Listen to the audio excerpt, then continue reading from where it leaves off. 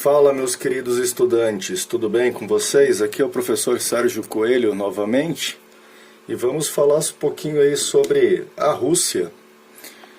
E obrigatoriamente a gente precisa voltar um pouco para falar de Rússia, porque a gente tem que lembrar que já foi Rússia, virou União Soviética e agora nós temos a República Federativa Russa, uma das possíveis novas velhas potências aí do século XXI.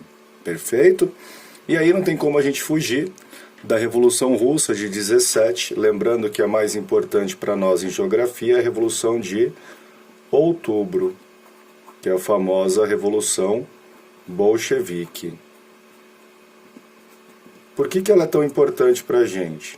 Porque ela abre espaço para a vitória dos bolcheviques e, obviamente, do seu líder máximo, Lenin, que assume a transição. Qual transição? Da Rússia czarista para, em 22, surgir a União das Repúblicas Socialistas Soviéticas. Perceba aqui que nós temos a primeira experiência real do socialismo. Perfeito? O Lenin governa desde a Revolução Russa até 1924, quando ele morre. E a ideia do Lenin era que uma diarquia tomasse conta da União Soviética. Isso mais para a história. O Leon Trotsky e o Stalin, Joseph Stalin, governariam de forma conjunta. Entretanto, a postura dos dois eram bem diferentes. O Stalin queria internalizar a revolução, enquanto o Trotsky queria externalizar a revolução. Muito mais marxista do que propriamente o Stalin. Isso abre precedente para o Stalin organizar-se dentro do partido e conseguir expulsar o Trotsky para o México. E o Stalin assume e dá início a uma nova fase da União Soviética, que é a stalinização.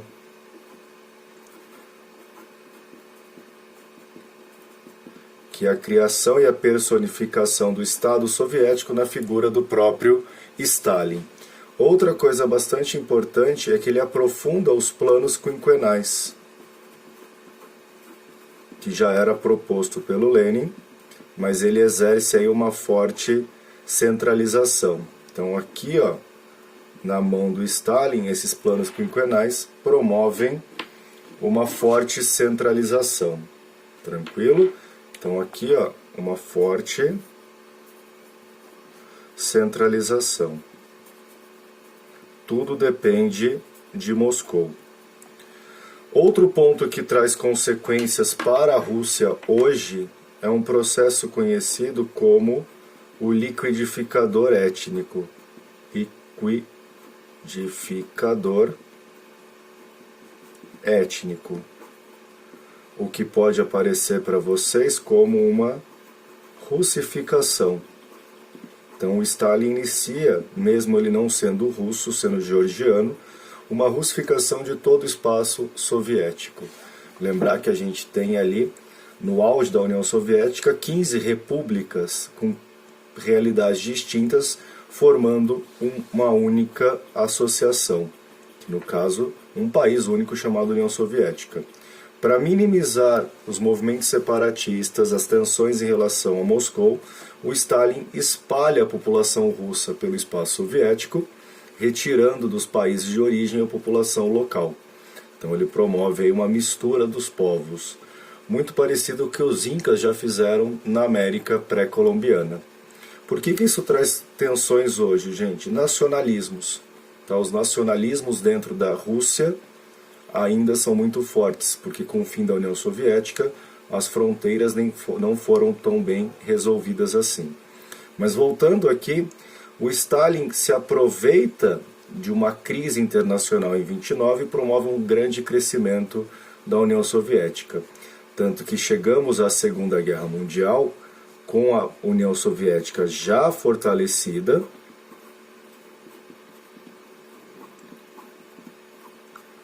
e com papel de protagonismo.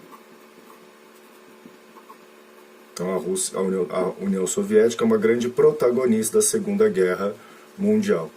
Inclusive isso se materializa num período da história bastante importante, também da geopolítica internacional, que é exatamente a consequência da Segunda Guerra Mundial, que é a Guerra Fria. Então, assim como o capitalismo norte-americano, o socialismo soviético sai fortalecido da Segunda Guerra Mundial. Perfeito? Chegamos à década de 70, por consequência da Guerra Fria, a um atraso tecnológico e acompanhado de uma crise na União Soviética. Crise essa econômica.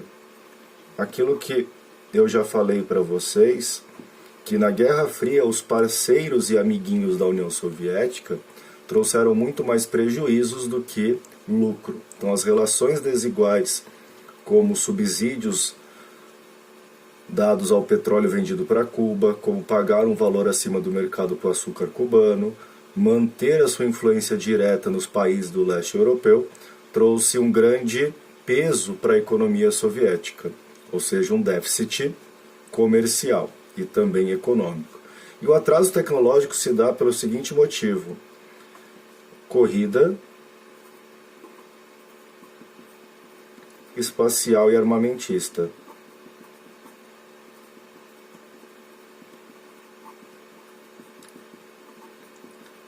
Todos os esforços econômicos da União Soviética foi colocado em cima disso, deixando outros setores econômicos de forma abandonada. E isso trouxe esses problemas para a União Soviética.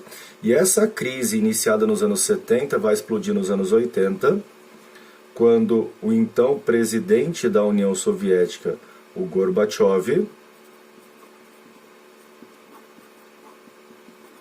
resgata um plano do Lenin, que é a nova política econômica, a NEP, e o Gorbachev tenta, através da NEP, de uma releitura da NEP, conhecida como a abertura, uma leve transição para o capitalismo. Então, em 1986, nós temos a Glasnost,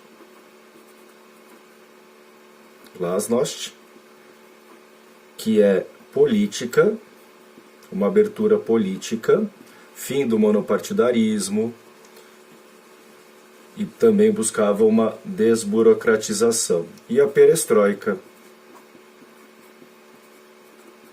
que seria a abertura econômica. O plano do Gorbachev era acabar com a União Soviética? Não, o plano não era acabar com a União Soviética. O plano era fazer uma realidade onde a social-democracia, como, por exemplo, a Suécia, a Noruega, os escandinavos adotam, nem tão capitalista, nem tão socialista. Só que em 86, no auge da Guerra Fria, obviamente que para o capitalismo essa transição gradual não era interessante. Então foi colocado em xeque toda essa política do Gorbachev, precisava de recursos internacionais e ele tenta isso até os anos de 89 para os anos 90. Tranquilo? Tal é o atraso, gente, e a desorganização da União Soviética, que mesmo no mesmo ano, em 86, nós temos o acidente nuclear de Chernobyl, hoje a atual Ucrânia, as próximas da de Pripyat, a usina de Chernobyl estoura. Por que ela demora? Por que a tragédia foi tão grande, gente? Porque a informação não chegou a Moscou. Então o Gorbachev demorou para saber o que estava acontecendo e tomar as medidas cabíveis. Então já mostra como as coisas na União Soviética eram extremamente burocratizadas. Não naquela burocracia que o Weber previa e escreveu sobre a previsibilidade, mas a disfuncionalidade da burocracia era muito clara dentro da União das Repúblicas Socialistas Soviéticas. E aí vem outro ponto crucial aqui, gente, que esses ventos de abertura, de liberação, chegam em 1989 até a Alemanha Oriental. E aí nós temos a derrubada do Muro de Berlim.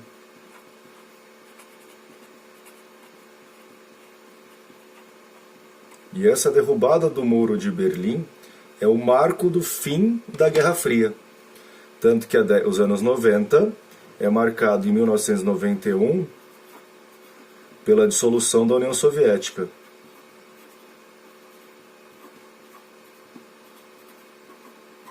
e o nascimento de 15 novas repúblicas.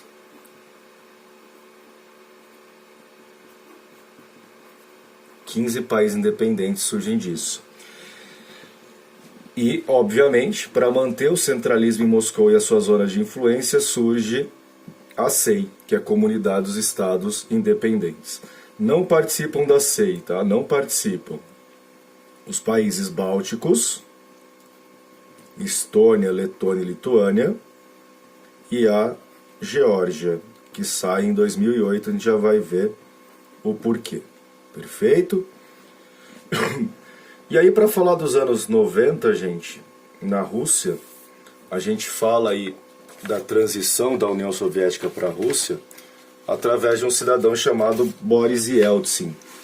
O Boris Yeltsin, ele foi fundamental para o fim da União Soviética e para a própria permanência do Gorbachev vivo, porque ele impede os militares de atacarem o parlamento e liberta o Gorbachev, que o Gorbachev ele é preso logo que ele volta para a Rússia nos anos 90.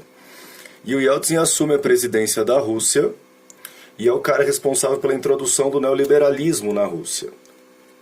Ou seja, os anos 90 na Rússia é marcado por uma venda muito grande. Então aqui vem a abertura econômica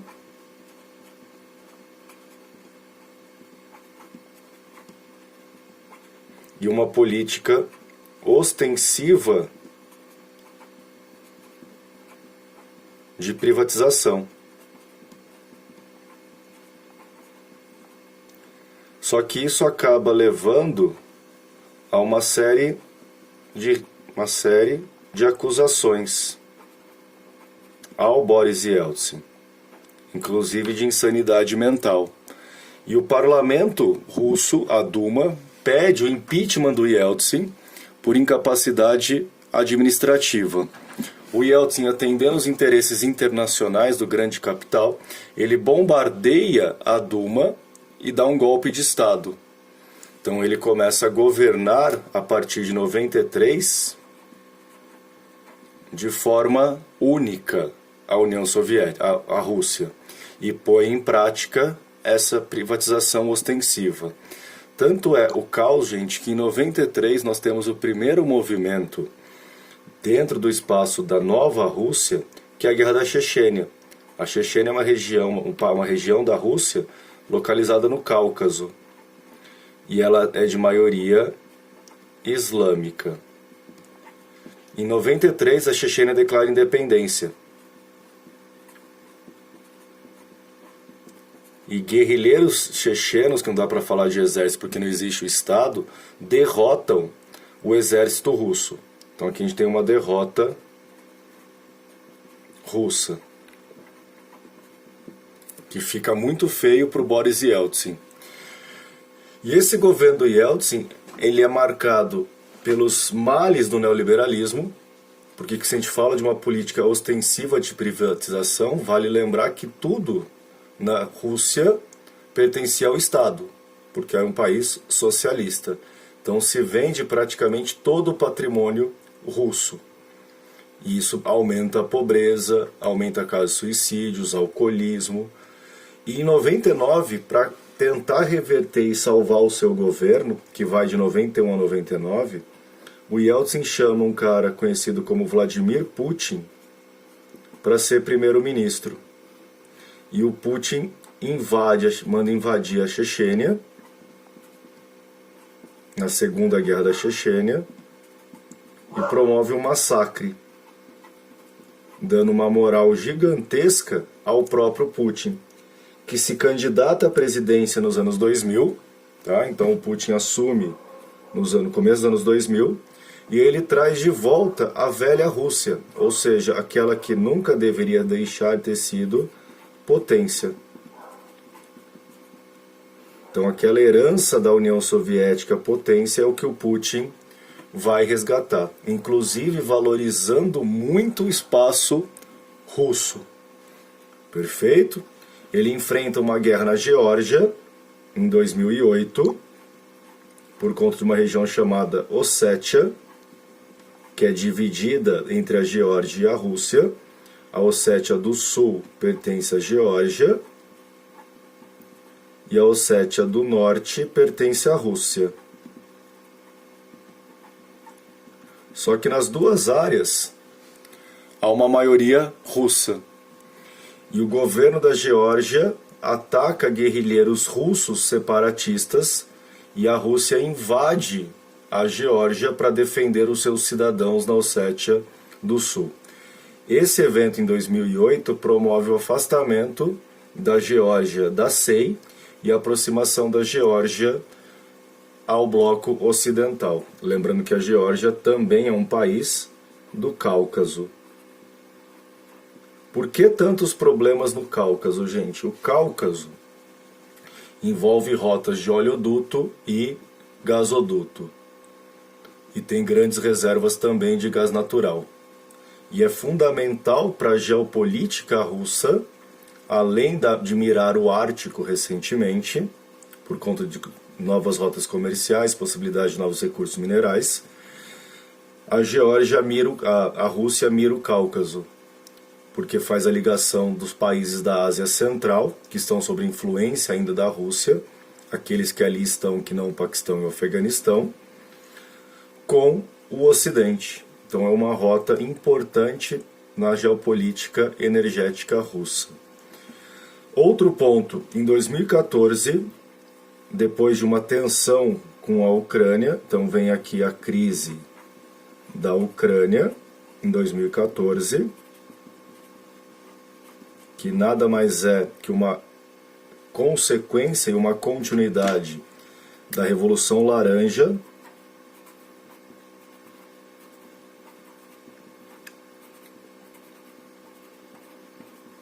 de 2004,